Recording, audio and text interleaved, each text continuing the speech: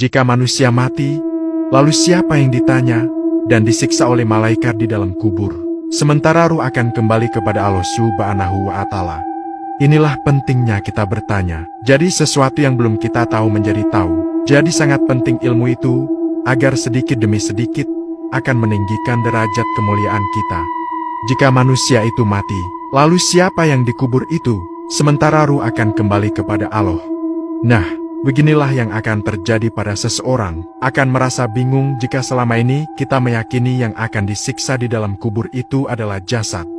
Jadi, memberikan pemahaman kepada orang harus tidak bertentangan dengan akal manusia. Jasad merasakan rasa karena ada ruh dan nyawa. Jasad bergerak dan hidup karena ada ruh dan nyawa. Jadi, kalau jasad sudah tidak memiliki keduanya, apakah masuk di akal yang akan disiksa adalah jasad? Jasad kan sudah tidak memiliki rasa apapun. Sebenarnya begini, Allah mengadakan ruh itu ada dua, karena zatnya Allah juga ada dua. Satu yang dinamakan zat kunah, jatuh pada kehidupan alam dan pada diri manusia, yang disebut nafs atau jiwa. Inilah kun, inilah Nur Muhammad, ruh yang diadakan atau disebut ruhi. Jadi dia adalah bentuk makhluk. Ruhi, yang ada pada diri manusia itu, diadakan setelah manusia itu dilahirkan ke dunia, setelah adanya alam semesta.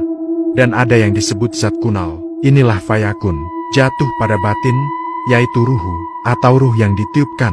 Inilah nyawa kita, setelah sempurna kejadiannya.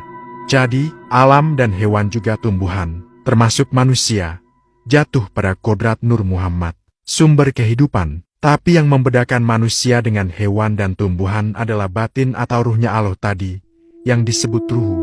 Jadi, hewan dan tumbuh-tumbuhan tidak memiliki kodrat batin, mereka hanya memiliki nyawa dan nafas untuk hidup, tapi tidak memiliki tempat atau kodrat, yaitu batin.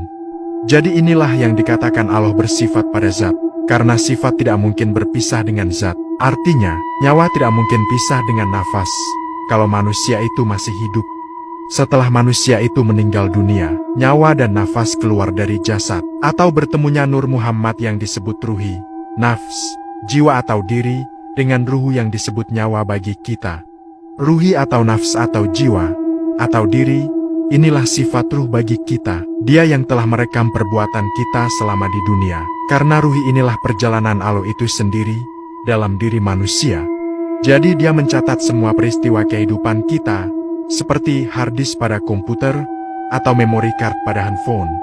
Jika ruhi, nasf, jiwa, diri atau Nur Muhammad ini, diajarkan mengenal Allah saat di dunia, yaitu yang jatuh pada kodrat batin, nyawa bagi kita, maka ruhi ini akan kembali kepada Allah. Ruhi ini akan mengikuti ruhu. Jadi yang akan mempertanggungjawabkan perbuatan kita adalah nafs atau jiwa, atau diri yaitu ruhi bagi kita. Pernah merasakan mimpi dalam tidur? Bagaimana rasanya jika bermimpi buruk? Apakah jasad yang disiksa?